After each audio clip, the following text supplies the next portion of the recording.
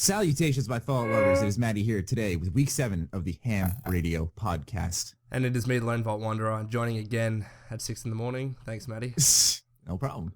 My name is Noah. It is not 6 in the morning where I am. And finally, our special guest this week. I am AlChestBreach. Hello, everyone. We have heard you, Fallout fans. People will be miss going you guys crazy. in the comments. Al, sign my tits. Okay. Okay. So, anyways, every week we like to have a guest as our 4th member of this podcast, so be sure to tweet at any of us on screen using the hashtag #HamRadioTime with your answer to the following question. What is the worst game you have ever played? For me, I'd say, I'm thinking Rogue Warrior right now. That game was awful. I know that's Sacred 2, worst game ever. Oh, that wasn't that bad. No, worst game ever. That at least wasn't I might piss people off with that, but no. No, you Superman wouldn't, 64 was the worst. Yeah. Oh, yeah, that's a bad one. I've never played it. I've seen videos on it. Oh, it's fucking terrible. It's shocking. Yeah, I don't know how that one got out the door. The flying controls and shit. Anyways, let's just go ahead and hop into this week's news. We got a lot to discuss this week, folks. I hope you're ready. Anyways, let's start off with the biggest news that's happened in the past week. 3Dog, Eric Todd Dellums, you motherfucker, saying he just did something that will hopefully make all 3Dog fans smile. What are we thinking? Okay. I don't know. As our guest, Chest, you can have the first opinion on this tweet.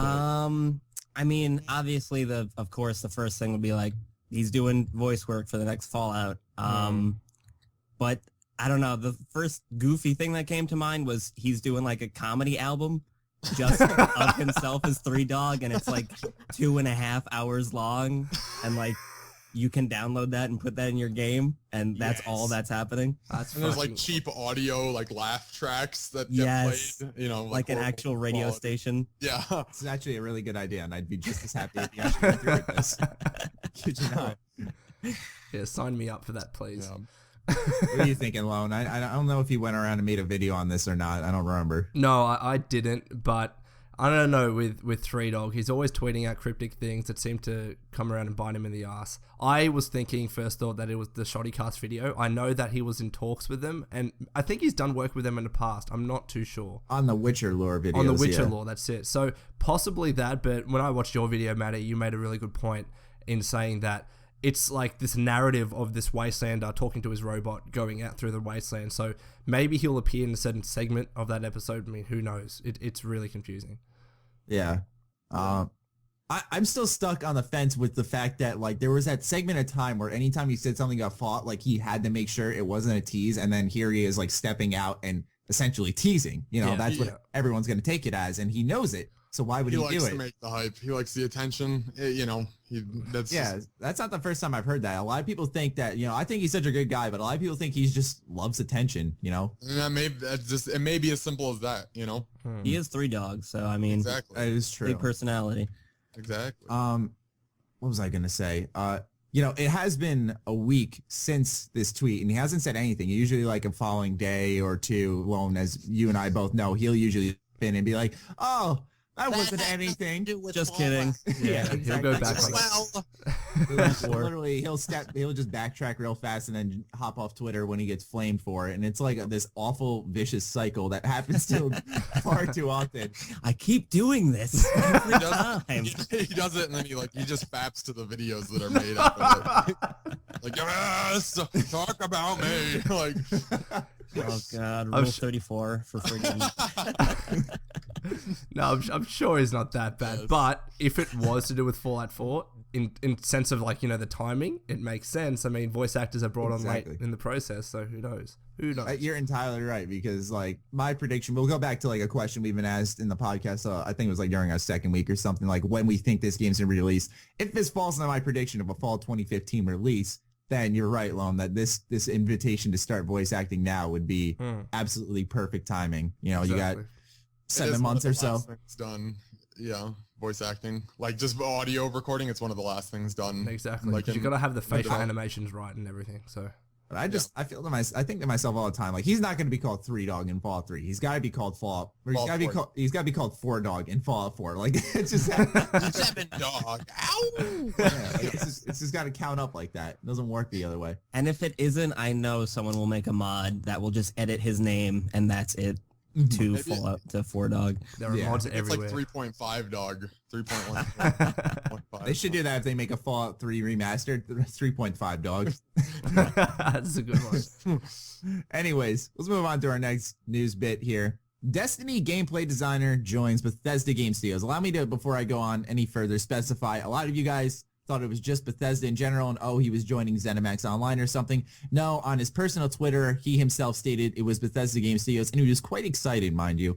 Anyways, this man specialized in primarily, that's keyword, primarily, multiplayer design, but he has messed around a bit in UI as well as single-player level design. Now, this could just be us grabbing at things, but this does line up with an official post on the Bethesda forums by their moderators asking what people want to see in the next installment of Fallout, and they specified topics such as multiplayer and co-op play. Wow. Oh, right. That's actually kind of a big deal. Like this is probably one of the few bits, well, not few bits of news, but one of the things in news about Fallout that I've heard that actually get me Curious. Curious, yeah, because it's a big deal for a company to hire someone like that, you know, and it's expensive, you know, and they are not just going to do it to do it. They're obviously looking for something. A special talent. Especially, one thing I should mention is this guy was at Bungie for 6 years and worked on games like Halo Reach as well as Destiny. So these are multiplayer focused games. Yeah. You know, obviously Halo's got the great campaigns and everything, but Reach was a low point apparently. But they are FPSs as well. I mean, maybe they need help with, you know, gun mechanics. Who knows? You always think of the things I don't think of. I don't know. Why is here? That's what I'm here for. Never think of that shit. That's crazy. No, it just feeling now. It just seems that. Continue, Al. Sorry. No, you go. I have to think. Well, my opinion was going to be that I'm very interested to see what Al has to say. Go on, Al. Oh God. Boom. I mean, I'd probably just talk about concerning the multiplayer or like co-op. Like, I don't know how I really don't know how I would feel about multiplayer co-op in the next Fallout. Like, to be completely honest, I would really just want them to stick with single player. Because I don't want them to divert resources to multiplayer because it's not necessary. Yeah, no, it's not necessary. I know, like, whenever it's mentioned, it's split among, and like people are like, oh, you'd go on adventures with your friends, and like, yeah, but I feel like it'd be screwed up somehow. Single player Fallout has enough bugs in it already. Like, we don't need more. Yeah, I mean, what I think of, this is a weird comparison, but recently I've been playing Bloodborne, and I think of how it's so good when you're playing by yourself. It's like really, really fun.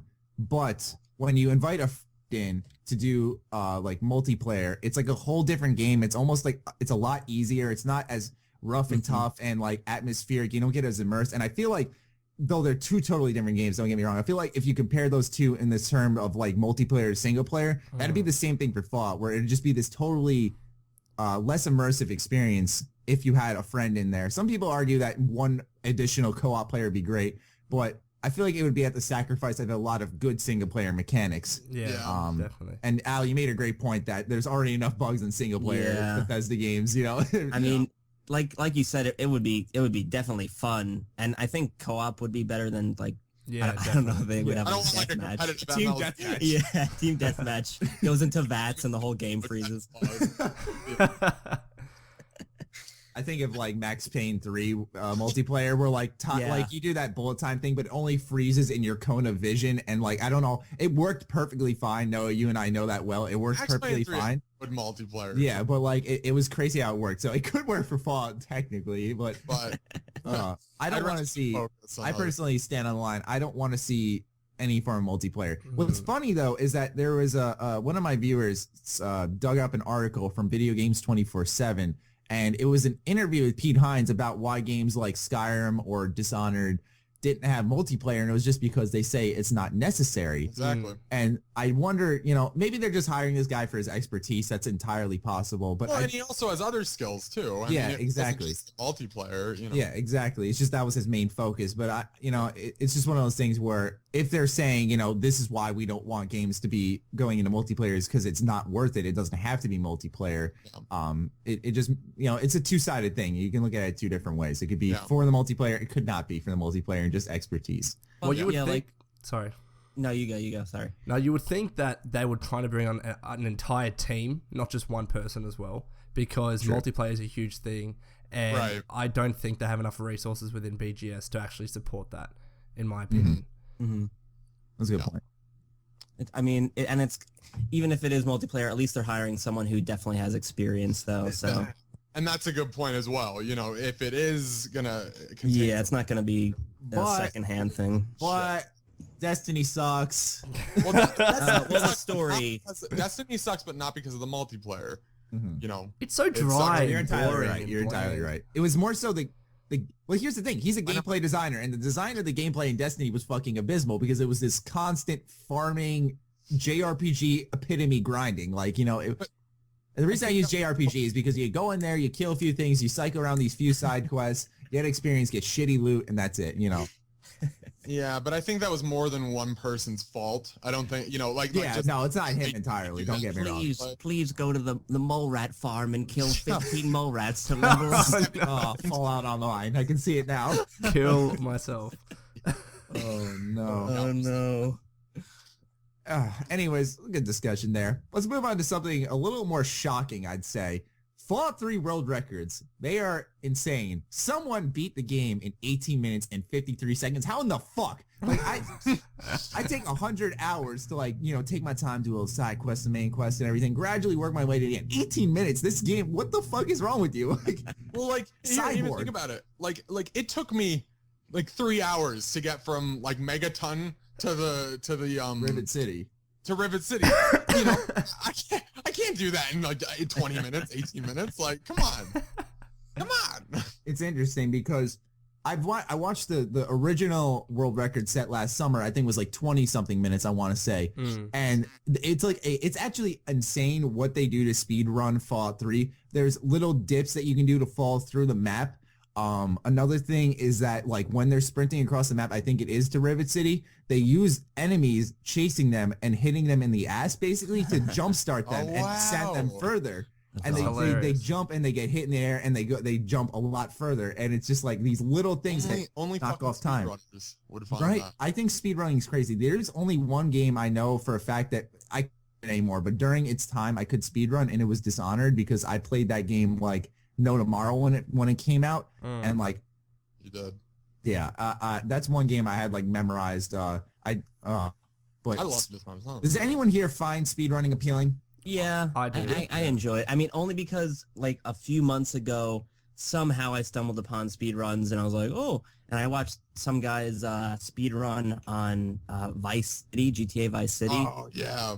And just like you said, the things they do to get ahead, even though they are breaking the game, it's interesting to see. Because I think with the Fallout 3 one, I did watch one of them, and I think doesn't he leave the vault as a baby or no? Am I wrong? I think that's possible. Yeah, I'm not entirely sure. He skips the whole. I think one of the longest parts is we have to see the intro animation of you being born, and that's. Well, I know, leaving and rejoining, leaving the game and then rejoining after it saves at a certain point, it'll skip that kind of stuff, Yeah, exactly. But I like speedruns because I don't know when people see these articles and they lose their shit because this is not proper speed running, it's using glitches and stuff, but there's a whole community with predefined rules as to what a 100% speed run is, what a whatever speed run is, and they complete this. And if you actually watch them, I watch Super Mario 64, Legend of Zelda, Ocarina of Time speed runs, they're insane. The skill that you need to have, even though you're taking advantage of glitches, it's incredible, and I couldn't do it, my wildest dreams. It's nuts. It's absolutely crazy. One slip up and that's the entire thing gone. No, exactly. What's interesting is I'm pretty sure these speedrunners, both the one that happened last year for Fallout 3 as well as this one, I'm pretty sure they were all done live on Twitch, which is really impressive. I mean, Wow. I know some people who do like live streams for speed runs. They just keep running the game over and over, and people just sit there and just eat it up. They love watching someone try to beat their own record over and over because they have these like specific timers that count down, and like they have to beat a certain segment. And even if they're ahead of time, they're like, okay, I need to do this to get ahead in this section and reset my time almost. They make a living. It's a whole science. It's like a whole science though. It's like they know everything inside and out for this game. And I swear to God, dude, it's not a podcast unless my fucking garage opens below me. I can hear that. That's loud as fuck. Right? I don't know why. This garage door never opens, but every time I'm recording a podcast, why not open this loud ass garage door? Can you guys hear the outside of where I am or no? No, you're Right. right. All right, cool. Why? What's happening outside? Literally deaf. Yeah, but that's our set of Fallout news for the week. I kind of want to watch speedruns on Twitch now. I'm probably going to do that after the podcast. I'm going to be like, oh, God, yes. I didn't know they did them all the time. So fast. I want to They see, go fast. actually, this will segue into our next news bit perfectly. I want to see a speedrun for The Evil Within because that game is tough as fuck. Not that And long. it's actually pretty long. It's almost like 18 hours. Jesus. And there's an achievement or a trophy you can get, and it's to beat the game in I think under 5 hours. And for me personally, after playing through that game, I don't know how in the world that's possible. Well, is there difficulty settings in the game? There's difficulty settings, but there's also like a setting that is the hardest difficulty possible. And if you die on that, you get sent back to the main menu and your game is lost entirely. You're fucking kidding. That's brutal. Sounds awesome. It I uninstalls would the never game. play it, but it sounds like It uninstalls the game. Formats your Crashes hard your drive. computer. Yeah, but the reason why I want to say I wanted to see the Evil Within speedruns is, like I said, under 5 hours. I don't know how that's possible because in the game you like can't run in certain bits. Not that you can't run, but whatever. Anyways, speaking of the Evil Within, new DLC has been announced for it, The Consequence, which is a follow-up to the DLC that came out earlier this month. I forgot the name of it. But this DLC is coming April 21st. You're playing, once again, as Julie Kidman, the woman from The Evil Within. And what's interesting about this trailer, where it revealed, was that she was holding a gun in this one, and she said that she's not running this time. And the reason I wanted to highlight that mainly is because I feel like it hints at a return to the survival horror gameplay style that made The Evil Within so well received. I don't know if you guys remember, I think it was 2 podcasts ago, we were talking about how the reviews were out for the first Evil Within DLC and how they took away like all the survival horror gameplay of like the guns and the looting and really being sparing with your ammo. And it was all about like the kind of Amnesia style gameplay where you like throw bottles to get around enemies and stuff. So I know that Noah and Lone, you guys haven't played it, so you'll briefly give your thoughts on it. But I don't know, Al, have you looked at this game at all, or? No. Well, all right. Is the Evil Within, because I think you guys mentioned this a little bit, is it more, it's not as much horror as it is like survival? Discomfort. Yeah. Discomfort. Pure anxiety. No, it's more of like surviving and anything. There's a few scary bits, but it's like more so surviving. Okay, because I don't know if you guys know, but I suck at scary games, and like I am like the worst, and like so you should try Fear 3. It's not that bad. It's not scary though compared Actually, to the other ones. I watched 1 and 2 and I was like, oh yeah, Fear 3 is the one with the brothers. I did play that one. That wasn't. I was being totally sarcastic. I thought that game was scary as shit. But anyways, I don't know if you guys have any thoughts on this return to survival horror. Do you think it's a smart idea, or should they just kind of keep like breaking the wall and just going balls out with this? And I think it's cool. I mean, again, I know you haven't played it, but you're the only one who's played it here. So it's like, it's neat. I'm glad they're doing stuff with it because I know a lot of people are fans of the game. Yeah, how about we focus on something that you guys could discuss upon? I think it's good that now that they got the DLC it's coming out month by month, which I think is really good. That's cool. March, April. Yeah, Are they priced well, or I believe they're around $15 to $20. I want to say Never mind. 3 hours. Nope. Yeah, I'm not cool with that personally. I could be wrong. Yeah, I could be wrong. $10 I can deal with monthly. $15 monthly is just no. I could be wrong. I think it was 15 because I remember the first DLC I think was 15. But then I look at Ori and the Blind Forest. That was $20, and you could put like 8 to 10 hours. You're saying that's one of your favorite games that's come out this year, and so I mean comparatively, it's just yeah, I don't know. Video game DLC will always be overpriced. That's true. No matter who you ask. And if is the game's on Steam, right? Yeah. Eventually you'll have one of those crazy Steam sales where the game and all the DLC, in 6 months from now or something like that is like $1, So and then you can buy it, and then we won't have a reason to discuss it because all the DLC and everything will be out. I play that game, man. I'm gonna be totally honest with you. What the fuck? I'm like scared. I love that game. It was so good. You played it with Connor, didn't you? No, I played it by myself. I played like the first 2 chapters with Connor, and then after that, like I went home and I just played the shit out of it. It was so good. Nice. Yeah. Anyways, that's our news roundup for the week. A lot of interesting stuff happening in the Fallout community, as well as just Bethesda in general with the Evil Within and all that shit. Speed runs. Let's move on to the next segment, segment 3, Fallout/Elder Scrolls Spotlight, where we highlight our favorite moments of Fallout or Elder Scrolls this week. Al, you're the guest. How about you go first? All right. Now, this obviously didn't happen this week just because basically every time I play Fallout, I'm recording. So like everyone, yeah. But this happened a while back. But for Fallout 3, so Fallout New Vegas, I have my companions, Cuddlesworth, which is a Deathclaw, and then Steve is a Radroach, and then Jerry McGoolberry is a ghoul. And, obviously those are all, they're supposed to be the enemies in the game, and they're supposed to kill you and attack you. In Fallout New Vegas, they're fine. They don't attack, people or anything. But sometimes I go to Fallout 3, and when I started doing reviews of Fallout 3 mods, I'd be like in Megaton, and we'd be like getting our quest, and be like, all right, we got to go here. And then I would just hear people screaming, and I would turn around, and like Steve and like Cuddles would be like murdering everyone, just killing all of Megaton, and I'd be like, what are you doing? No, I gotta reload. Or they kill like the quest giver, and like I'd just be like, oh my god.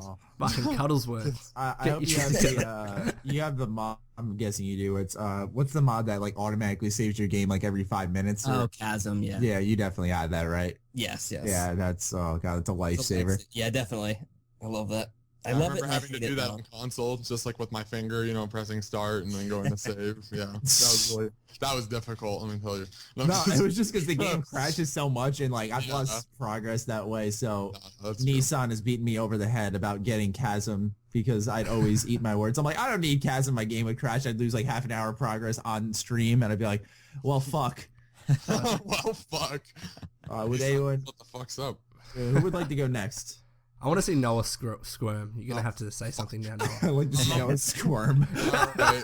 Well, this week, I got to say, I wouldn't say this is a highlight. It's just something I remember and I always cop out on this. And I feel so bad about it. But it was the excitement of going to like in Fallout 3 when you got to Megaton that first time and like you talked to the sheriff. I forgot his name. Not the sheriff, but the Colin Moriarty. She was it was not Moriarty, but it was like his like sister or his wife or something, and she was in the one of the stores. I think she was a doctor, if I remember correctly, and you had to talk to her about the quest, about like finding your father and stuff.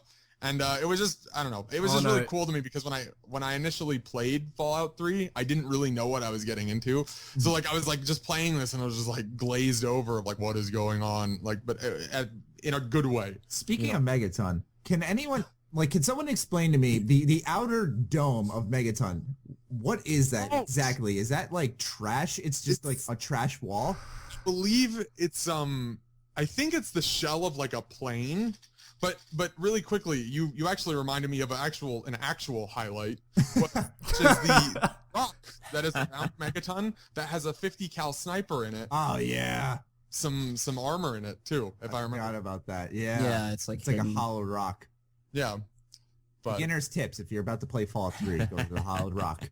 Who would have thought of that? I didn't even know of that 2 years after I started playing the game. Like, oh, there's a hollowed rock here. This would have been fucking helpful. Thanks, Bethesda. Son of a bitch.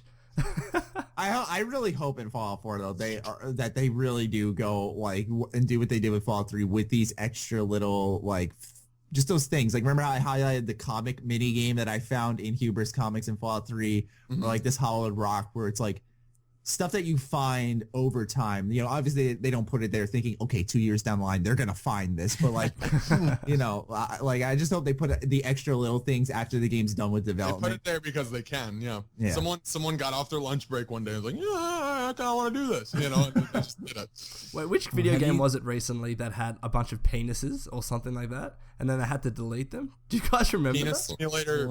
No, it was a video game where they, like, the artist drew a bunch of penises in the graphic assets, and then they only found out about that like a year later, and they had to delete it. I cannot remember what game it is. Sloan, I have no idea. I'm gonna find the news article. Don't you worry. I mean, the only penis video game related story I've heard was in Far Cry 4, where like, oh Jesus, like the character you're playing as fell down in this arena, and like he glanced down, you see his dick, and it's just like, why? I remember you could have that. you could have just kept his eyes up and like eliminated all of that.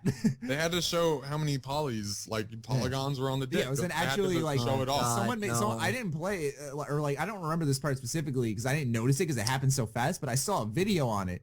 It was just called Far Cry 4 penis scene. I was just like, what the hell? And like the person actually like froze the video there, and he's like, penis. As you can see, the person actually took the time to model a penis in Far Cry 4. I'm like, okay, that's a penis. Jesus Christ! I never noticed that. Oh, the game was State of Decay. That Thank zombie you. game. That's what it was. Oh, that was so loved good. that game. That was a really fun game. It was so worth. I think it was like $15. It was so worth. 20, but it was worth every penny. Yeah. But yeah, apparently, like, ages later, they found that there were penises drawn, like, somewhere, and the artists were fucking around. So it's just, like, shit like that. Wow. I reckon you just have artists and developers and programmers just sitting there wanting to fuck with the game and see if anyone can find out about it. I picture I would like, do that. Like, not anything as drastic as a dick, but, like, you know. Joe, look at this dick I just drew. Should I put it here? You think anyone's going to find it? No one's going to find it. And then they high-five each other and... There's speaking of penises and inappropriate penises, there's where is it? Or was this fake? There's like an inappropriate picture in Monsters Incorporated. Really? Yeah, can you guys put it up, or is that possible? Or yeah, I'll put it up in the video. Yeah, I'll just throw a timestamp up. So this is this is just an image, but that's at the end of the movie. Oh my god! Oh my god! I haven't seen it yet. What does the text say? What does it say? It says Uncle Roger and Mommy. Mommy. Saw that. That's messed up. That's fucking... And Uncle Roger is just plowing Mommy. Oh my god! Good old... That's my childhood right there. That's ruined. Thanks, Al. Oh my god. Isn't Disney known for these like little subliminal sexual themes that I was gonna say like Aladdin and like all that, yeah. All right, I had a feeling. Don't ruin Aladdin for me, all right? Please, I like that movie. Right, I won't say anything more. I'm sorry. Aladdin gave me the willies. Yeah. Oh my god. I've never seen Aladdin. All right. What? I was gonna say like go see it now, but like Have you watched Lion King? Yeah, at the very least. Yeah, Lion King. Yeah.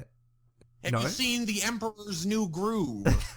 That's a fun movie. There's a lot of Disney childhood movies I haven't seen. Like you said, Lion King. That is one of them that I have not watched. Let's move on before hate comments get Nope. List all of them. Toy Story. No. I love Toy Story. You can't miss out on Toy Story. Jesus. That's the only one I can think of. I like Dumbo. Dumbo was awesome. Dumbo was I terrible. don't remember. Oh, okay. Oh, I don't know. They're doing I think they're doing either a live action or a CG Dumbo. All right. Yeah, I don't know how great that's. I mean, I'm not gonna see it. Fun fact, 101 Dalmatians, they make the dogs look to be really like cute and like nice. Turns out Dalmatians are actually really like not hostile, but they're like they recommend to not be around children and stuff like that. Like they're not nice. It's funny because I haven't seen that movie either. That's why. I have vaguely remember 101 Dalmatians. Yeah. I probably I should say I've probably seen all these movies. Like I'm sure my parents at one point maybe watched them. I just don't remember them at all. I'm gonna make a like list. The Aristocats. Nope. That's the a good Aristocats movie. is a good one. I don't know if I saw the Aristocrats. Cats. That's because they play pianos and stuff somehow. They know how to. I like Tom and Jerry, even though it's not like Disney or Pixar or anything. The Cartoon Podcast. Wait, Lone, did you do your spotlight or? I haven't. I was just enjoying the Disney discussion. Go ahead, do it. Please.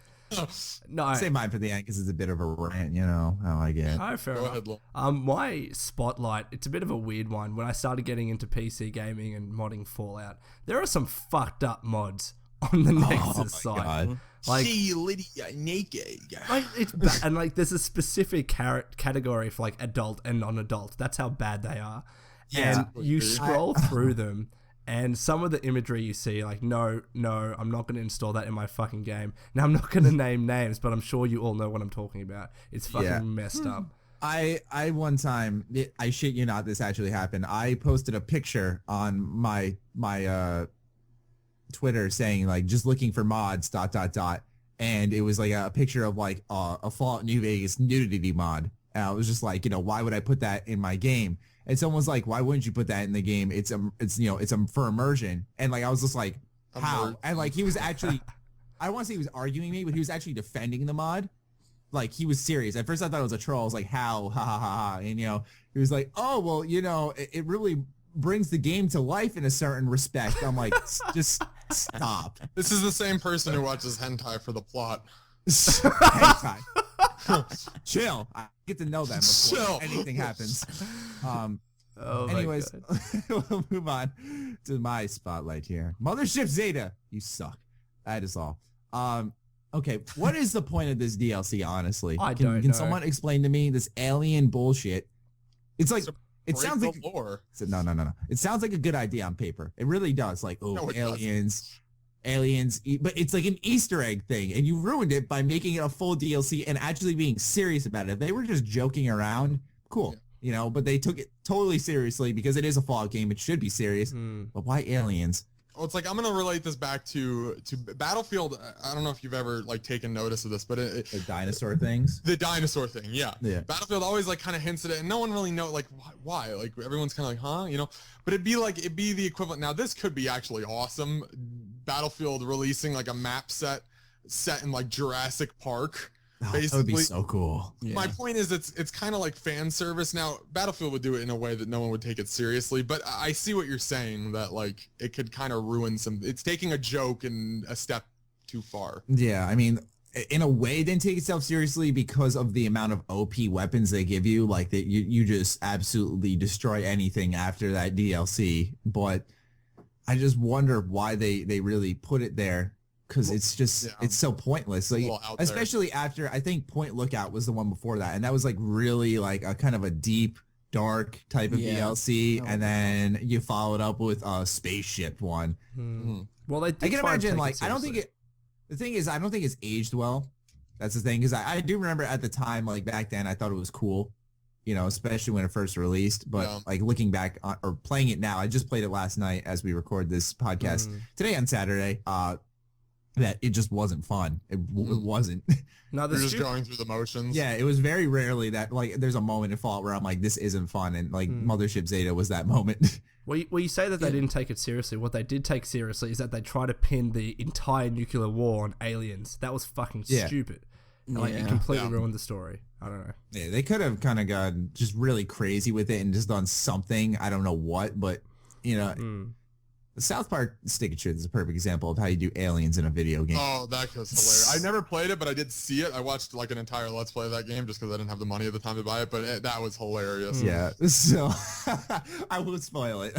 I said it during my stream, and I won't spoil it here either.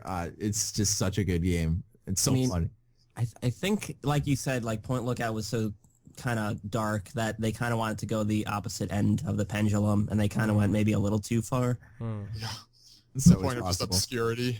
Yeah, because I mean, even on Reddit, like the first thread, if you type it in, is like, "Is it canon?" Like they're asking, like, "Is it? Please not be." I really hope not. I would assume it's not, but does that mean the rest of the DLC is not canon? God knows. But anyways, we'll move on to our next segment. What we are playing and what our favorite gaming news bit is. My stomach just rumbled. I don't know if my mic picked it up. No, it did not. Oh, damn it. It was like blah, blah, blah, blah. Anyway. That happened to me during my philosophy class. I'm sitting next to this cute girl, and I'm just, sitting here on my phone, and all of a sudden, I ate before class, so this didn't happen. All of a sudden, she looks at me like with this like awkward face, and I'm like, I just put my finger up to my lip, like, shh. Don't say a word. Yeah. These stories always start with, I was sitting next to a cute girl and... Yeah. But they never end well. That's something thing. tragic that happens. But games we've been playing and news. Well, I've been playing. I was able to get Borderlands 2 like Game of the Year edition. Me and Matt played through Borderlands 2 a few times. Yeah. And I was playing through it again, kind of on PC, and that's what I've been playing. In terms of news, Life is Strange episode 2 is out. I'm not gonna spoil anything, but I have seen it, and it's a bit of a tearjerker, but it's good. So if you did play the first episode, I do recommend you play the second episode. Sweet. I guess I'll go first. When you going second? You idiot. I meant out of the first. He's first. I Noah. realized I fucked up. I was reading my Twitter. I apologize. Wow, Matt, no. This is why I can't multitask like you and go on Imager. Anyways, or Imgur. I'm sure I'll get flamed for my pronunciation. I'm on YouTube now. Anyways, I'm playing Bloodborne this week. I'm going to make a whole video on that in general, so I think I'll save that for the video. But if you want the short version, the game is great. It's just so much fun. It's addicting in such a weird way because the first 3 hours just destroy you. It makes you wonder why you bought this game, why it got 9s. You're like, what the fuck, man? And then all of a sudden you get this groove like every Souls game does, like where you beat the first 2 bosses and you get in this groove where you just don't die. And when you do die, you learn and you become better. And it's fun because Bloodborne is such a fast-paced game compared to Dark Souls and Demon Souls where you always have the shield up most of the time.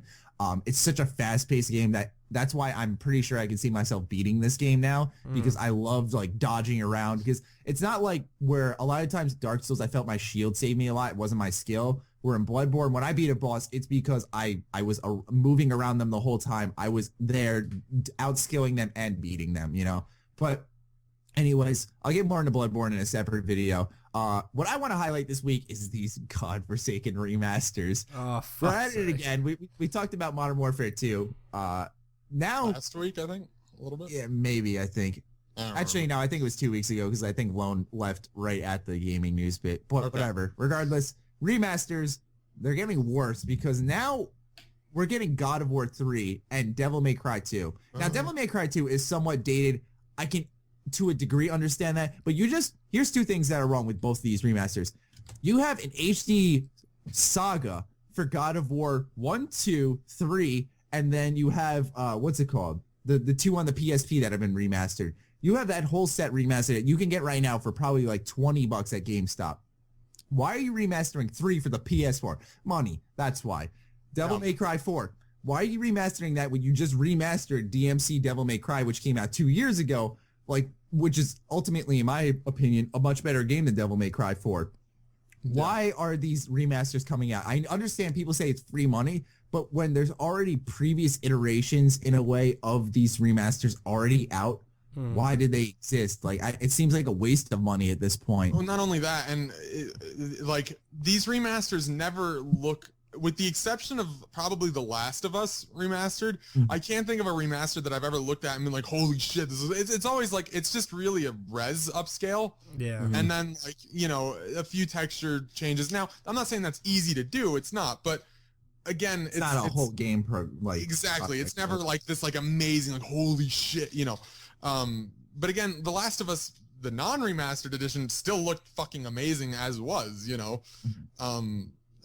don't know. It is just for money, I feel like there was a point in 2 years ago, remasters were timely in a way where it was good to have them. You had Sly Cooper, you had Shadow of the Colossus, for example, games like those that people missed out on. If you're going to remaster games that were from 10 to 15 years ago, I can honestly say that we can all agree we'd be for that. Price them at $40.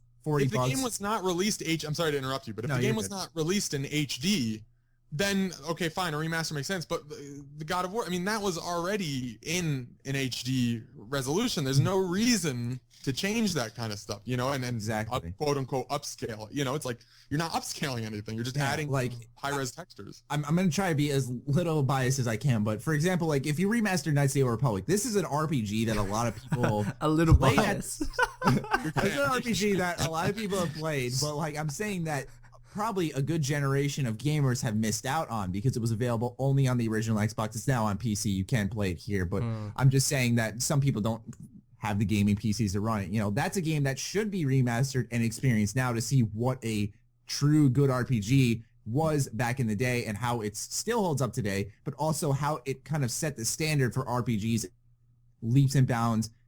Like RPGs have had to get better than that, if you know what I mean. Well, I want to ask an interesting question. That's impossible. Can we go around and say which video game would you like to see remastered the most? For me, it's the entire BioShock series. Oh yes. I reckon that makes sense. Series. Yeah, I'd like to see like they did San Andreas, didn't they? Like that made sense. San Andreas made total sense. Yeah, and that would be good. And they didn't overprice it. I think they sold it for $20. You know, it wasn't a lot at all. It was a remastered thing. And what's hilarious is that Rockstar didn't even overly promote it. They did it right. They were like, you know what? We understand we're doing the dirty right here, so we're just going to kind of put it out here. Well, and they also bundled it with a bunch of stuff too, especially recently. Like you can get like, you know, I think you can get Vice City and San Andreas. Or no, is Vice City on PC? I actually don't think it is. Yeah, no, it is. It is. It is? It is? Yeah. Okay. I think you can get them bundled and certain sales you can. So, you know. Probably, they did the right way, you know. Yeah, but for me, I'd say my HD pick is obviously Knights of the Old Republic, like hands down, you know, because you can because it has like the sequel, so you can have both of them in there and maybe fill in the missing content for Knights of the Old Republic 2 and then lead that up with the release of hopefully 3 or a reboot, whatever the fuck you want to do, just make a new one.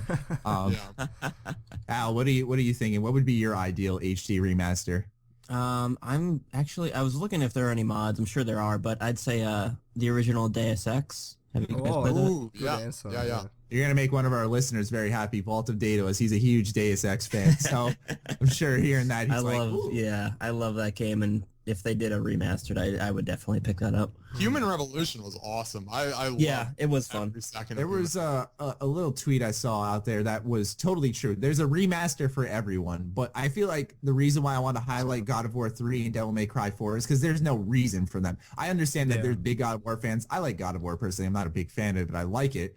God of War 3 is actually my favorite in the series, which is why I'm like kind of so heavy on why this is wrong. But I feel like these aren't remasters for people. This is just like, okay, we want money. Yeah, and if you're gonna make it so painfully obvious, like put some fucking effort in, you know. So do people buy it? Is it worth it for the companies to do this? Here's the thing, streamers. Here's the shitty part about this: is streamers will buy this, YouTubers will buy it to put it up and say, hey, or you know, it's just content for them. So that's true. Pretty much everyone's making money out of this, you know, which is I don't want to say unfortunate, but it's like it's for the wrong reason, you know. What the company's excuses have been with these HD remasters is that they feel people have missed these games. Like, for example, you guys know Shinobi 602, the industry insider.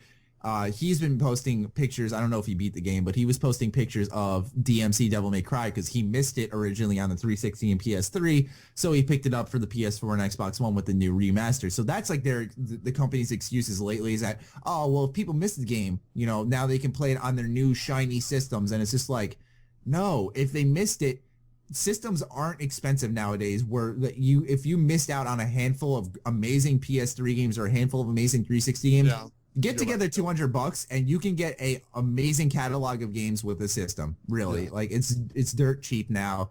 There's no excuse for it, you know, because when you think of it this way, they're also selling these games for like $60. That's not fair, in my opinion. Yeah, especially for a remake. Any type of HD remake, if the game was released, like if it's not a bundled remake, so like let's say it was like God of War 1, 2, 3 with all, I don't even think there was DLC. No, there wasn't. According to my knowledge. Let's say there was, like you're gonna have all of that all bundled into one game. Almost, what game did that? Was it Handsome Jack Collection? Did they do that? Yeah. Halo? Well, okay, yes, the Borderlands collection. I'm sorry, I was but Halo did it too. You know, it's like if you're gonna do that, then okay, I'll pay $60 for 3 games in 1 disc or 2 discs. That's what I was thinking. Like, That's not a bad deal. If you already have God of War 1 and 2 remastered in HD for the PS3, why not upscale it a little more, put a little more money into it? Then the $60 price tag would be more for all 3 God of War games that everyone really liked. You know, you don't have to include these PSP games because, you know, they don't really come out well. The only Those would be hard to, yeah, that's why I give Square Enix a lot of credit. They made Kingdom Hearts Birth by Sleep look really good on the PS3. Like, its HD remaster is actually, it holds up to like right next to Kingdom Hearts 2's HD remaster. But anyways, that's like another series that deserved an HD remaster. Like, those are old PS2 games that a lot of people missed, and they picked them up on their PS3, and they were like, wow, now I get why people, or this game has a nice audience because it's a JRPG, Final Fantasy, Disney. It's a mix of everything that you don't think would work, but it does. Anyways, that's my news for the week. I don't know. Did everyone go through theirs, or? I think. No, I didn't go. I went through mine. You went through yours, so we got Lone and Al. Okay. Yeah. Sorry, I didn't mean to take up that much time. No, that's all right. That was a good discussion. My news is I can't wait to play Mortal Kombat X. It looks fucking insane.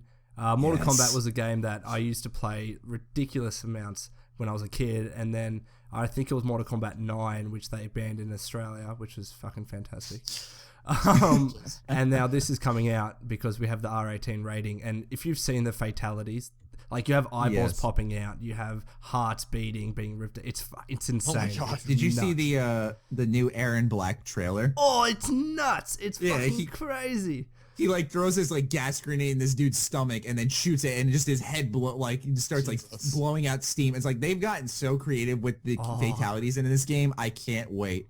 It's one of those things where I don't want to spoil it for myself when watching it, but I can't help myself when they release a new trailer. No, you can't. Yes. And it's just ridiculously bloody, but that's the way I fucking like it. I mean, this is Mortal Kombat, and I've never seen fatalities this creative and this brutal, and I guess that's a testament to how, you know, HD, like, graphics are improving and resolutions are improving.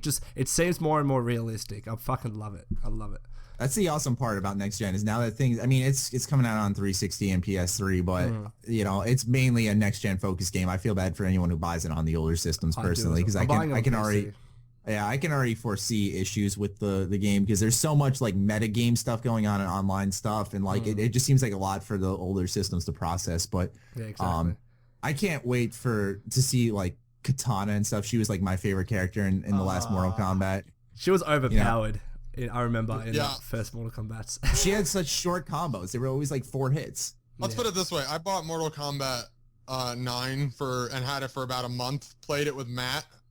Raged a lot. I got you, Matt, twice in the entirety of me having it. And I was like, nope. I think the reason why Mortal Kombat X looks so fresh right now is because of Injustice. Injustice was a really good fighter, but it wasn't brutal like NetherRealm Studios is known to be. And so with the addition to these crazy fatalities, I think there's also brutalities. Yeah, they're bringing back brutalities. They still have the X-rays, and they have actual fatalities. So it's like everything bringing together. And the thing that I like about it most is that there are new characters. We don't see that much. Yeah, you got Sub-Zero, Scorpion, etc. But you got like Cassie Cage, you got Kotal Khan. I love that idea. I love the idea of the family tree with like Johnny Cage and then Sonya Blade, and then their daughter is Cassie Cage. Like, and also Jacqueline Briggs as well. So all of these new characters, I'm fucking loving it. It's going to be an awesome game. I don't know if it's if you have to get it extra or something, but don't they have like Predator and Jason Voorhees? Yes, they do. That's crazy. They're going gung-ho with the characters, but what sucks about these things is that they're like the quote combat pack, and that you have to pay extra for that. You have to pre-order Goro. $5 DLC in a month after the game is released, though. I mean, I'm probably gonna fork the extra money because like Predator is the selling point for me. Like Jason Voorhees is cool, and I'm not like this big Alien or Predator fan, whatever you want to call it. But like, it's so cool though. But it's such a cool theme to have in the game. It fits perfectly. Like they can get really creative with it. Like I can just see the Predator shoving his tail down like someone's throat in this game. Like, but I don't mind seeing an alien in it. I want NetherRealm Studios to put a camera in the corner of their room when they go to sit down and discuss fatalities, and just hear how fucked up it gets and how crazy they sound. Think about that. All right, so how are we gonna have Katana brutally murder someone after a fight? I don't know if anyone's seen the. You know what it probably is? Oh, go ahead. No, the Cassie Cage fatality where she like is stabbing someone and then puts a piece of bubblegum over the hole and then it's like a blood bubblegum pop. It's so it's nuts, but it's hilarious.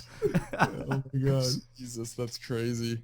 I love it. Did everyone go? All right, I think Al's still. Al's still got to go. What do you got, Al?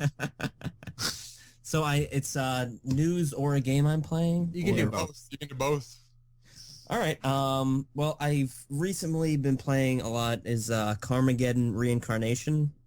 I don't know if you guys have ever. I've never. I'm sorry, dude. I've never heard of that. Oh, I thought that was a mod for GTA. Nope. I've heard Twisted Metal. It's basically Twisted Metal, but you can attack cars, but then you mainly just murder people and like run people over and stuff. It's like a really. It's I played it when I was younger. The original one came out, and then the newest one, Reincarnation, I think was kickstarted, and it's releasing. Like they're in alpha or beta, I think now, and I think they're officially releasing either March or April. But basically, I did a video like last week. You can run over people, and like there are cows in it that you just massacre and stuff. It's just a really goofy, funny game, and I've been playing that like crazy. I'm looking at images. I think we're all going to look this up right now. I'm pretty sure. All I see is just cars and blood and people being run over. It's fucking awesome. Yeah, it's super fun, and it's just like you can go in, play it for like 10 minutes, and then leave. It's just like a quick little fun thing to do. It looks like just kind of like a sandboxy. Yeah, it looks fun, is what but it looks like a sandboxy kind of physics. Oh my god! You can race if you want. Arse, I see that. Yeah, you can race, but you can also just murder people and the other cars. So I can get into this. Very sounds cool. good. Actually, looks like a lot of fun. Looks like a fun like stream game. Yeah. Oh god, your car just blew up. All right, cool. I like that. That's awesome. I think there's multiplayer as well. I haven't checked that out. I've been doing like the single player, but yeah, that's what I've been up to. Sweet. Nice. Any piece of gaming news that you thought was exciting or stupid, like I did? Stupidly exciting. I mean, not really. I guess it's a mod that's coming out. Oh, that's fine. Yeah. I guess that counts. Yeah. There's a teaser for a Fallout. I think it's New Vegas. I'm pretty sure. Called The Frontier. I've been getting that sent to me a little bit. I haven't looked at it yet. Yeah, it's like a little cinematic teaser, and it's like 2 minutes, and I can't wait for it just because there's kind of been a lack of New Vegas Quest mods, and this one looks pretty fun. That's the thing. You always think like there's so many Quest mods, but I mean you're a perfect example of how many there are. But I feel like anytime I go to hop on, because usually when I play Quest mods, it's for like a stream or something, because it's always something new. And a lot of my viewers are oddly like console players, which I find kind of shocking. Like, but except for Nissan. Yeah, Nissan's PC Master Race. I'm watching the trailer right now, and the first comment is Al. That's how excited I am about it. Must have a lot of likes. But I do agree that there's been a lacking of Quest mods, or new area mods is more so what I look for, the new areas, because I like the fresh exploration. One of my favorite mods was for New Vegas was I think it was like Revenge of something, and like you were like following the path of the sniper, and then you go into this like bunker and you find like his wife and kid and everyone just dead. Jesus Yeah, it was really Christ. fucked up. It was really cool though. Al's just laughing. Yes. Fuck. Yeah. Oh, Maddie, I went back and saw your House of Horrors thing. You didn't flip out as much as I thought you would in terms of finding. First part I did. Oh yeah, the first part I flipped out a lot, and then like the second part wasn't as bad. Al, someone was telling me that mod was made like directly for you, right? Or there was a lot of references and such, especially the end with like those radio guys. Yeah, okay. Yeah. That's awesome. I was gonna say, because I'm playing this on my stream and I get attacked by a bunch of Radioheads and I'm like, what the fuck is that? Why do they have like TVs on their heads? Yeah, the mod author Devil's Wish 182, he's made a lot of like references in his mods, so That's cool. Cool stuff. Sweet. Yeah, Shout but outs. the beginning, if you agree, I thought was actually pretty scary. Like it was really well designed. I was actually impressed because a lot of the design is stuff that's better than New Vegas, but it kind of sucked at the end when it was like I didn't feel like finishing this mod, so this is where it ends. Lazy prick. I feel like that's something I do. I'm not even gonna. I don't feel like doing it. Jesus. That's great though. It was an awesome mod. Anyways, those are our favorite gaming bits. And sorry, I was like doing something while I was. I heard you typing. No, that was actually me like finicking with my bottle. I'm gonna throw it in the trash can so I don't get distracted now. Throw in the trash can, man. Anyways, those are our favorite gaming news and what we were playing this week. Let's move on to the final segment of this podcast. You guys send in questions to us using the hashtag H.A.M Radio Time. You can go ahead and tweet at us, or you can ask us questions on my Facebook page. Anyways, first question comes from @RossCuth. He says, if a Fallout game was set directly in your area, how would you react? Now, the reason we picked this question is because we're all in different areas, except for me and Al. We're both New Yorkers. But, oh, yeah. But, you know, let's start off with Lone. I'm curious, Lone. Fallout set in Australia. What do you do? Okay. Australia, it has a lot of different areas. I guess it's similar, or I don't know if it's similar or not, but you've got desert areas in the middle. With I can't remember. It's Alice Springs, like not Alice Springs, but it's a huge desert in the middle, the Great Sandy Desert, I think it's called. And then you can go on the east coast, I guess, where it would be similar to Fallout 3 in that sense, where you have water everywhere. So I guess the unique bit of Australia is the crazy animals and the crazy insects that you could come across. Like I was talking to all of you guys before, it's a kangaroo. Kangaroo. You could have mutated kangaroos, mutated crocodiles. I have brown snakes at the front of my house. It could be nuts, the things that you could think of. And in terms of the setting, I guess it doesn't really matter too much because it's post-apocalyptic, so you can reinvent it how you wish. But you know, the thing that I liked about Fallout 3 in New Vegas is how you had, like, for example, the brown bear, which came back as the Yaoguai. So you could have a kangaroo come back as something fucked up. That would be cool about Australia. Land piranhas. Have you ever been attacked by a snake, Lone? Do you like carry a machete on you and just cut heads off when they jump at you? Or? Interesting story. So brown steak at the front of my house. I'm like, holy shit, Dad, what the fuck do I do? We get a hose and we just fucking, squirt it away. And then another time, I was just lying on my couch. My dog's fucking barking at something in the corner for an hour. I'm like, all right, what the fuck do you want? And get up, and there's this massive blue-tongued lizard just chilling in my backyard. Ooh. But apparently they're really good to have in your backyard because they kill insects and shit. But my dog was going nuts at it. So I tried to grab the tail, and the tail just pops off and it runs away. Oh my god! You're just standing there holding yourself. Jesus Christ! Like, I don't know if you've ever seen a lizard, but forever. It's a defense mechanism. You grab the tail, and it's a clean break. It's not a tear. It's just like, and then it'll just run away. Weird. Wow, it's cool. I can imagine your reaction when you went to pick up. What the fuck? Got 3-year-old, and I'm not even kidding. But think about it. Mutated kangaroos. Maybe like a kangaroo mutated with a koala or some shit. You can actually get really creative with it. It'd actually be very interesting. I feel like everything is already so dangerous. Like it would be the hardest Fallout as well. Like exactly. Everything would be like one-hit kills. Yeah, the kangaroo would just drop kick you and send you ragdoll flying. Like it would be like a repeat of Skyrim's ragdoll with the giants, where they like slam you, just go up in the sky. Except with the kangaroo, you just fly across the map. I'm excited now. Yeah, set one in Australia, please. That'd be great. Yeah. Noah, what about AZ? I mean, in a way, Arizona. Well, Arizona is very similar to New Vegas. Shut up. Arizona is very similar to New Vegas. It is. I have been to Las Vegas and in and around the areas, and it's not much different. I will say Las Vegas is very sunny and hot. It is just, it's a desert. It literally is. So again, Arizona is very similar. So I don't think there would be too much difference. I can't even think of like cool animals like this. My answer is lame to this question. It's just like, it's New Vegas. Like me and Al can spice this up a little bit. We're both from New York, so New York doesn't exist, Matty.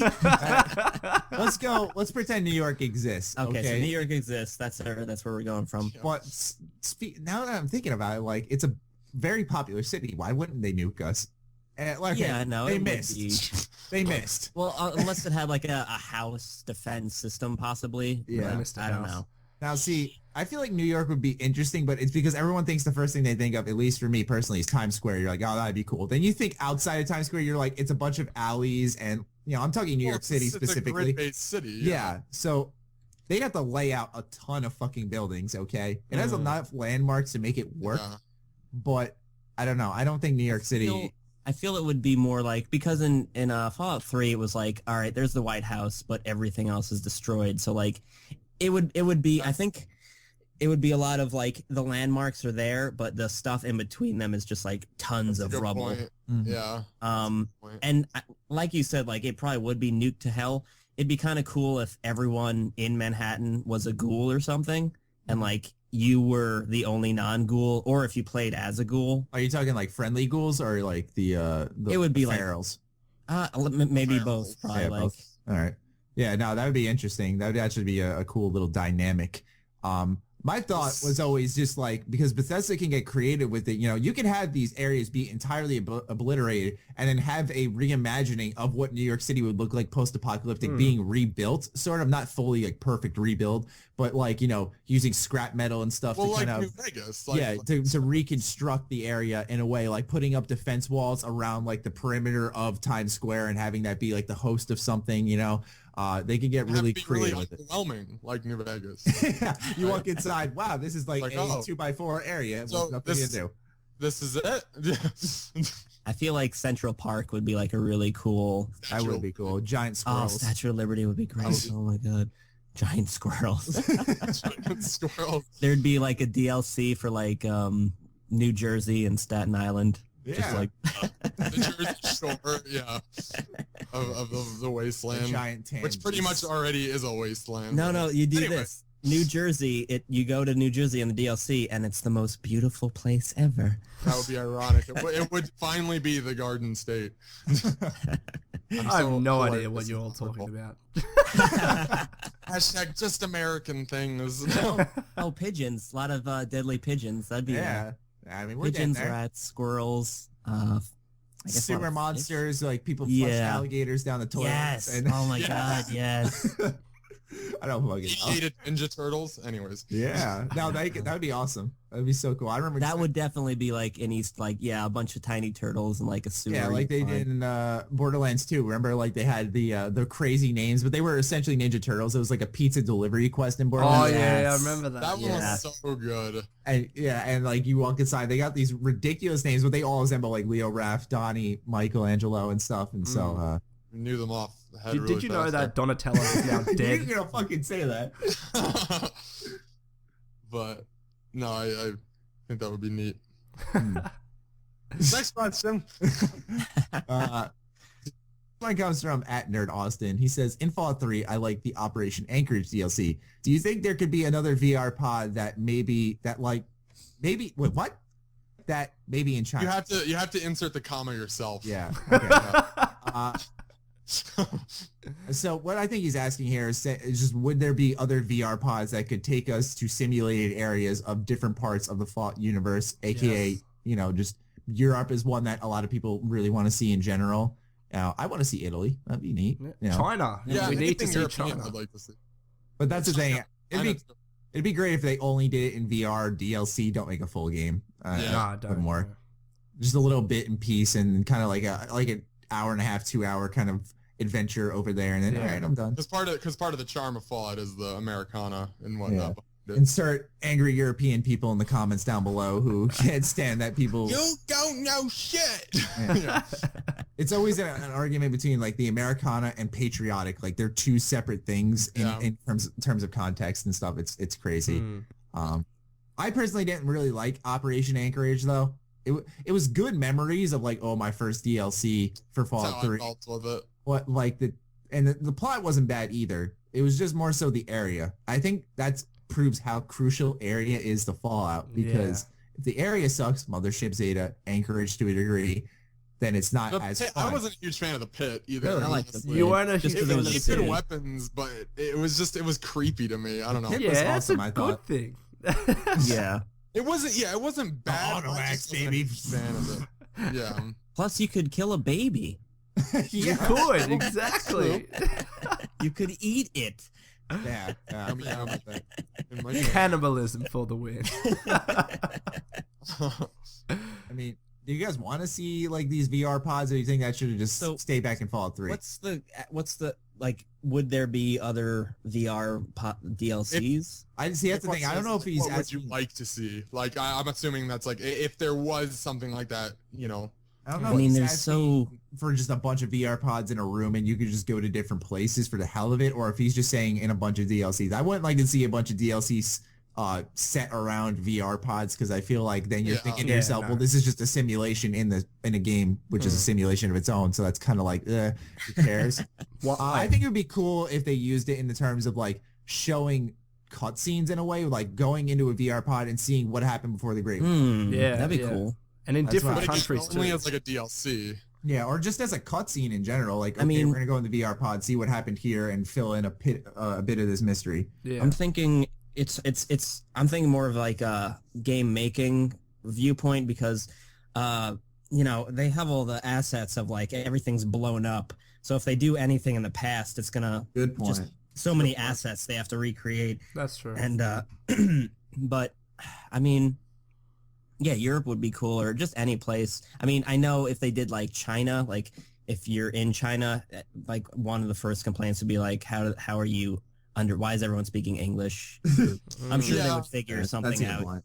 You could set up, it'd be like, all right, the simulator, you're setting it up so you're playing the simulation in English, so there you go. There you go. I guess it all works out. Never mind. You have a good point about the assets. That is a big chunk. That's money. That's a lot of money. Why I think they did Alaska, because it's just snow and military stuff. We don't need to make brand new houses. People, makes you wonder if, when you say assets and everything, it makes you really wonder if like Tranquility Lane was such a small area because of that, because they were fully repaired houses, everything was perfectly fine. I wonder if that's why it was such a small area. If you look closely in Tranquility Lane, you will notice that it is just recycled assets with like maybe a different texture on it. Yeah. Not a different texture, but like there's things they can do to clean it up a little bit to make it look like. I'm talking like stuff like the doghouse, the bikes, the park utility stuff. They're not really the houses. The houses are kind of like the same, like you said, but even recycled the bike, assets. you look at the bike, it's like the red racer cycle or whatever the fuck it's called. It's still I think if they did like different scenarios, it'd be cool if like you played as maybe an agent, maybe infiltrating into, because that way there's combat and stuff. Yeah, that's a good point. At the same time, kind of gives you different perspectives too. It's like a good opportunity. They could get really creative with it, but not overdo it. Right. They found a good happy medium where like, maybe it's like, I think what would be neat is if it was just in random areas, like, and I'm talking like unmarked areas. Like, I think it's in Fallout 3. There's like this random rock that you can interact with, and it puts you inside this cave. And the only way you can see this area is if there's a little bit of light shining out. It has to be nighttime when you pass it. And when you go inside, there's like a little tape on the desk, and when you read about it, it's telling you about Point Lookout, basically like a tease for DLC in a way. And I think it'd be cool if they put these like VR pods inside these unmarked locations, almost as like a this is where someone was going to do experiments or something, and you can kind of complete that experiment in a way or learn what they were trying to learn. Yeah, but I love unmarked locations, so like I'm all for that. Because I feel like if they overdid it in the main plot or in these side quests, it would be like, you're losing creativity. You're just kind of leaning back on one thing here. Mini games would be cool, because I know in New Vegas, when like after you help the boomers.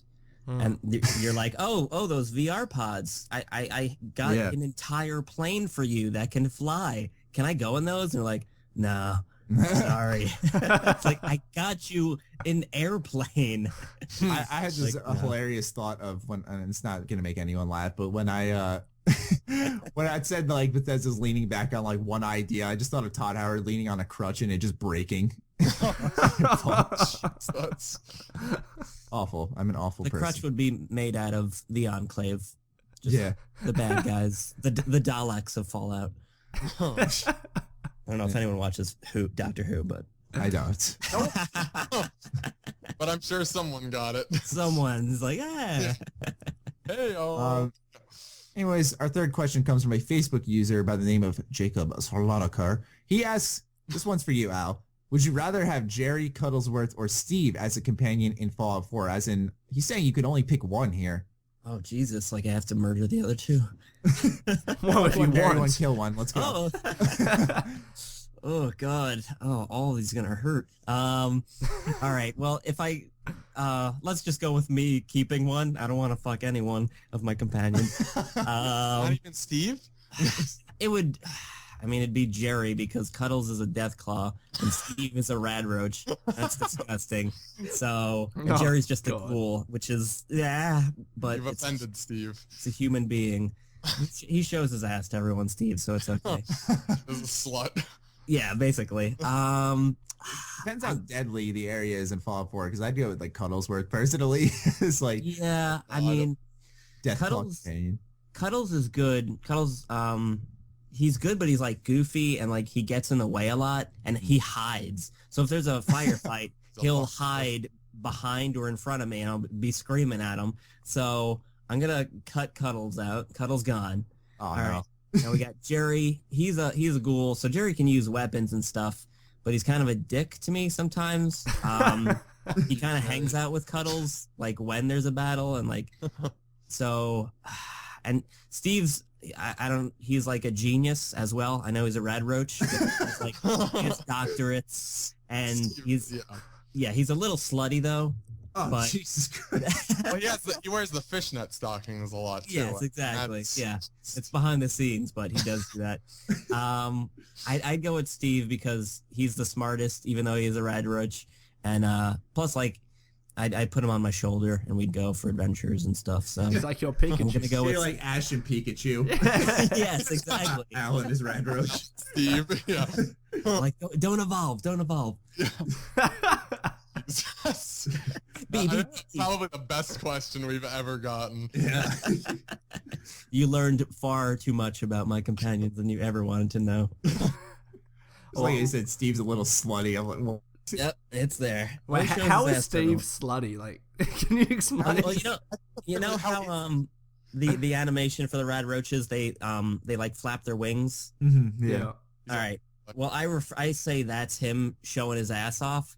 So whenever there's an NPC, like an NPC comes and like walks over to us and he's like, "Oh, the Mojave, right?" And then Steve just turns away from him and just flaps his little wings. And I'm like, just checking out that ass. All right. And random NCR soldier, what's up? He does like a little chirp with it, like, you know, like as Check it out. Jesus oh man, I Christ. can't believe we just discussed that. That was awesome. It's questions that needed to be answered. I mean, Yeah. Exactly. I can now sleep at night. question. More serious question comes from his name isn't serious at all. Jaquan or Nah Richards. Righto. He says, should Bethesda take notice of Fallout Lone Star and approve upon what the makers of Lone Star have done / made in an actual Fallout game? We are biased because we interviewed Chris, and so Hey, Chris was awesome. I'm gonna say yes, absolutely. They should. They have really good ideas, you know. And I'm sure they have, actually. I'm sure they have taken a look at it, but they're probably under a point where they maybe can't say anything to Chris right now, or, you know, there's not a lot they can do about it, but I'm sure they've seen it, you know? Mm-hmm. I mean, Fallout Lone Star is a good example of what would happen if there was, like, to a degree, moving vehicles in a Fallout universe, because you can, like, get on the train and, you know, it's like this whole segment. I wonder if Bethesda could take note of something like that. That would be interesting. I mean, we did kind of answer this question when we asked Chris if he had to take one segment from Fallout Lone Star and put it in Fallout 4, what would it be? But he had like a million answers because he likes to talk. They should just hire him. Just hire him and then get him to do stuff in the actual game. I mean, why not? Hey, he's a smart guy. I would be all for that. He knows all about the GAC. Yeah. I don't know why he doesn't apply there. They're always hiring. He probably has. Poor thing. He's probably been rejected. Now I feel like a dick. I didn't mean he's... You are all assholes. Feel bad, Noah. Oh, fuck it yourself. That accent wasn't anything. Mike. Sorry. I'm so sorry. We've offended so many This people. is the last time I'll be here. Well, yo, I Next go out on question. Saturday, so Yeah, right. Next question. for those of you wondering, I was not just roasting. No, I was making a reference to another podcast. Yes, we'll not mention them, but yes. Anyways, moving on to the final question of the final segment. Cries a little. This one comes from Luis Ramirez Jr. He says, "What would you do in Bethesda Studios?" I would drop my pants. Ruin everything. Now, there's two sides to this question that I guess we'll answer here because it could be either or. What would we do if we worked there? And what would we do if we were actually invited there? Kind of like as a guest, maybe, or something. Or like, what would you do if you walked inside Bethesda Game Studios? They're like, yeah, you can walk around. So let's start off with the job part. I see myself taking Pete Hines' job. I'm going to take your job, Pete Hines. Programmer. I'd be a programmer. Interesting. Who's next? No, I would definitely want to get into marketing and PR as well. I think that would be really interesting. Yeah, I'd just be sitting at the round table. Announce Fallout 4. They need to know. Yeah. Stop Next up denying on the the people what they docket. Matt, we'll have to get you a cat and like a nice trench coat and a big chair so you can stroke Yes, your and a cat. monocle so I can fully replace Pete A Hines. cat named Mr. Bigglesworth. Some people will get that reference. It's a reference to now I can't remember the movie. Anyways, Jesus. Austin Powers. That's what it is. I'd say either level designer or writing. I'd say. Oh, yeah. Yeah, writing would be an interesting one. Yeah, definitely. Because I see, I'm a good writer, but I don't know to a degree. I don't say I don't know, but I feel like I've never sat down to write a game, so I don't know what exactly good game writing is. I'm pretty sure they throw 1,000 ideas out on like a whiteboard, and then they're like, all right, let's go down and off what's good and Yeah. bad. A lot of See, I people feel like talking, I'd be good with the karmic decisions, of like how to approach them, especially like the evil ones or like the Black Widow ones where you can just like use your womanly powers to seduce other men. Like, What the hell are you talking about? it's like, it's a perk in New Vegas. I don't know if it's in Fallout 3, but it's the Black Widow perk. And I thought you were talking about like your marketing strategy. I was like, what? Well, with that I'm being just saying said, if I were a writer. that could be the code name for a marketing strategy, Black Widow. I'm just saying. Codename Black Widow. All right, let's say we were randomly strolling inside Bethesda Game Studios. What's up, Pete? What's up, Todd? What do you do next? I'd shake a lot of hands. I would steal all this shit. No, I would actually see Fallout 4 being made. Yeah, I'd probably hover over someone's shoulder, just breathing heavily and just kind of seeing They're what just they on do Reddit. on their everyday. Breathing Like, heavily. Yeah. They're just on Reddit, gone wild, just browsing through. see you working really hard in here. Yeah. Not the only Real hard. Do you mind if I take a picture or something? Hey, dude, can I get a picture? It's like, oh my god! Like he's like, I just take this picture. Like you see, like a blur because he was like turning in his chair. I had this like cheesy ass grin on. I don't know what you're going at. Just rolling with it, Noah. Don't call me out, bitch. Dude, I'm sorry. I mean, see, I know that Bethesda in their studios they have like a lot of like references to games that they've published and stuff. So I definitely like walk around and look at those a lot. I think because that would be really cool. Because like in their lobby, I think they have like a tall statue of something from Wolfenstein. I think it's the Hounds. Oh yeah. Where is that statue of the Brotherhood Paladin with Kojima? Does anyone know where that is? Oh, Well, they probably have one. Todd Howard's office. Todd Howard's closet. Yeah. Hey, yo, Todd, can I see your closet for a second, please? I really want to It may see that even statue. be Todd behind in that statue. Although it's not short enough, so it may not be. I don't know. All right. Well, Yeah, I'd probably just ask questions, I guess. I mean, yeah. see, I'd ask if they're still using the GEC or if there's a new, better map-making thing than the GEC. I'd be like, please something better that doesn't crash as much. Oh, yeah, fuck. Like, that's really- one I really thing hope so. that, it's an open world game, it's huge, there's bound to be bugs, but it seems like after all of these years, they still haven't gotten that right. And I think it's an engine problem. It's not because they don't have the skill or they don't pay attention. Yeah, it's definitely the engine. So I'd like to see if, there's a new engine or something, because that'd be great. Yeah, Absolutely. definitely. I entirely agree. Enough crashes, Bethesda. Enough. Huh. Anyways, those are 5 fan questions. We are at the end of this very long podcast. It's a long one, yeah. Yeah, it was a very fun one. Al, thank you so much for your time. No Internet- problem. Thank you guys for internet hugs, everyone. Group hug. Let's get real more. This is cute. Yeah, thank you for inviting me. I really appreciate My it. pleasure. You're always welcome to join us again. Thank you very much. You deem us worthy. I'll be on like every episode. You'll be like, Jesus Christ, when's he gonna leave? Hey, Maddie, can you get rid of Al? We need to hit out on him. We'll get Cuddlesworth on you because you've rejected him. Yeah. I want Steve on at one point. I think that would be good. A lot of asses. Steve, what's your opinion? A lot of asses. Anyways, Noah and Lone, thank you once again for your time. You're welcome. Oh, right. Before we forget, next week, Lone's going away, correct? Yes, I'm going away for Easter. Yes, again. Look, I'm so sorry. Like, last time it's been for work, and now it's for family, so... No, it's all right. I'm kidding. So be sure to definitely answer the question we asked at the beginning of this podcast, which was, what was the worst game you've ever played? Using the hashtag Ham Radio Time, and we'll be sure to get 2 guests on this coming week, provided that Noah can make it as well. If not, I'll make it. It's gonna be me and 3 of you weirdos out there. Yeah. I might have to work at my job if I get it. But we'll see. Yeah, I will be doing what 3 Dog does. Yeah. Let's put it that way. I was gonna say, what's funny is that could be getting a radio DJ host job. Everyone's That's making awesome. Fallout jokes to Noah. And I'm gonna be when I sign off and be like, Noah, ow! As perfect as I can make it. Yeah, like everyone's gonna be driving their car. What the fuck was that? Did someone just yell at me? Oh my god. Anyways, thank you, the listener, for hopefully staying tuned with us this long. We hope you enjoyed. Because we only get 1 view. So. Yeah. Thanks, man. And until next week, we will catch you guys later. See ya. Peace.